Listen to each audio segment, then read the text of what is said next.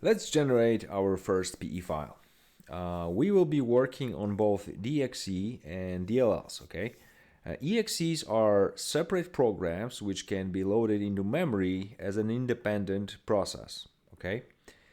DLLs, on the other hand, or dynamic loaded libraries, are PE modules that are loaded into existing processes and cannot live independently in memory.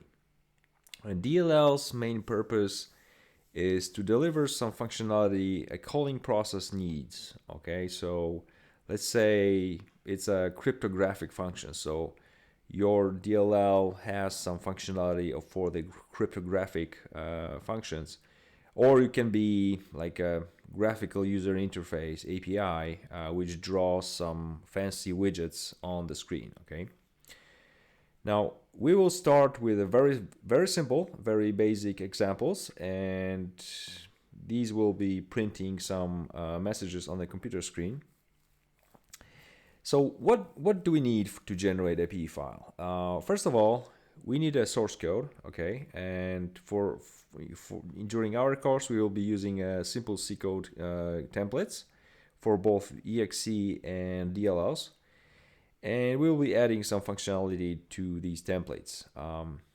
Apart from the source code, you also need a compiler, which basically takes the C source code or any code and translates this so it compiles it and links into the machine code, which is then understandable by the CPU, which is executing the process or the program.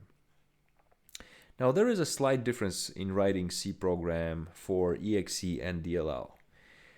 The basic difference is how you call your code in your module or program. Okay, so in EXE case, there should be a function called main, which is being called by the OS loader when it finishes all initialization of a new process. Okay, so at this point, your program starts its execution when the OS loader finishes its job. Of course, I'm oversimplifying all of this because the whole process of creation of the process is much more complicated. But we don't need all the details now. You just need to remember that EXE code, you have to have a main function. Now, on the other hand, with the DLLs, when you want to run your program as a dynamic library,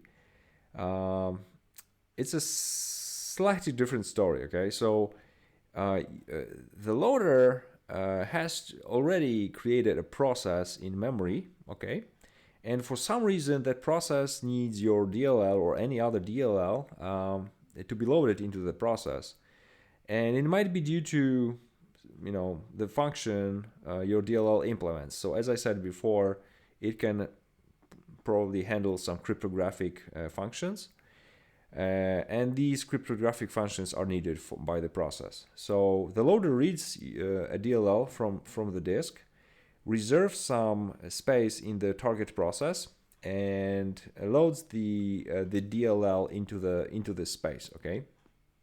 Then it calls your DLL's function called DLL main, and this function it initializes the library, and then loader hands over the control to the process, back to the process. So then the process can actually call your functions from the loaded DLL. Okay. So when you implement your malware as a DLL, you need to implement a DLL main and export at least one function which can be called externally.